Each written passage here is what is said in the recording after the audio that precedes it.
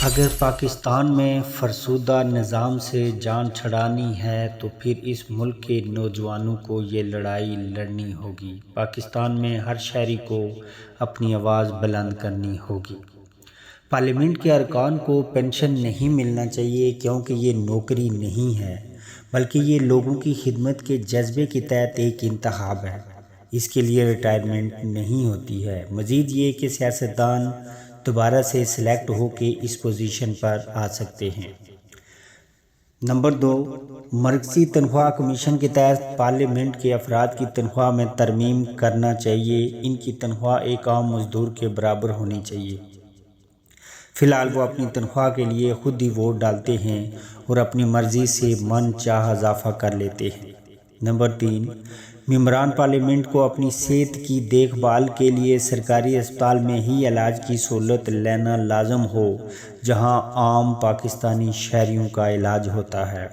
Number 4، تمام رعایتیں جیسے مفت سفر، راشن، بجلی، پانی، فون بل ختم کیا جائے یا یہی تمام رعایتیں پاکستان کے ہر شہری کو بھی لازمی دی جائیں۔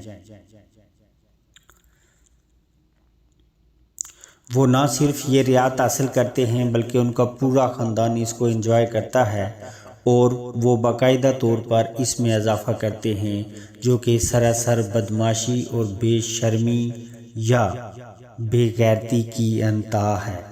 نمبر 5، ایسے ممبران پارلیمنٹ جن کا ریکارڈ مجرمانہ ہو یا جن کا ریکارڈ خراب ہو، حال یا ماضی میں سزا یافتہ ہوں، موجودہ پارلیمنٹ سے فارغ کیا جائے اور ان پر ہر لحاظ سے انتخابی عمل میں حصہ لینے پر پابندی عائد ہو، اور ایسے ممبران پارلیمنٹ کی وجہ سے ہونے والی ملکی مالی نقصان کو ان کے خاندانوں کی جائیدادوں کو بیچ کر پورا کیا جائے۔ نمبر 6، پارلیمنٹ ممبران کو عام پبلک پر لاگو ہونے والے تمام قوانین کی پابندی پر عمل لازمی ہونا چاہیے۔ نمبر 7، اگر لوگوں کو گیس، بجلی، پانی پر سبسڈی نہیں ملتی تو پارلیمنٹ کینٹین میں سبسڈائزڈ فوڈ کسی ممبران پارلیمنٹ کو نہیں ملنا چاہیے۔ نمبر 8، ریٹائرمنٹ کی عمر 60 سال سیاستدانوں کے لیے بھی ہونی چاہیے اور میڈیکل ٹیسٹ پاس کرنا لازمی ہونا چاہیے۔ اگر میڈیکل انفٹ ہو تو بھی انتخاب میں حصہ لینے کا اہل نہیں ہے۔ پارلیمان میں خدمت کرنا ایک اعزاز ہے، لوٹ مار کے لیے منافع بخش کیریئر نہیں۔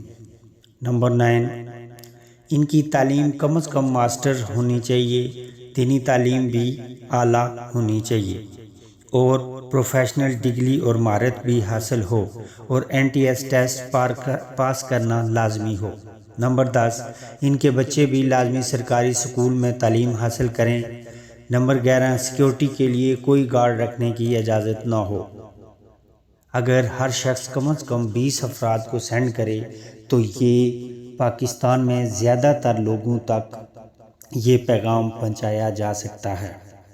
کیا آپ نہیں سوچتے کہ اس مسئلے کو اٹھائے جانے کا وقت آ گیا ہے؟ اگر آپ اس سے متفق ہیں تو اس کو شیئر کریں اور اپنے لیے، اپنی آنے والی نسلوں کے لیے۔ کیا پاکستان میں اس پر عمل ہو سکتا ہے؟ مجھے آپ کے جواب کا انتظار رہے گا۔ اللہ حافظ۔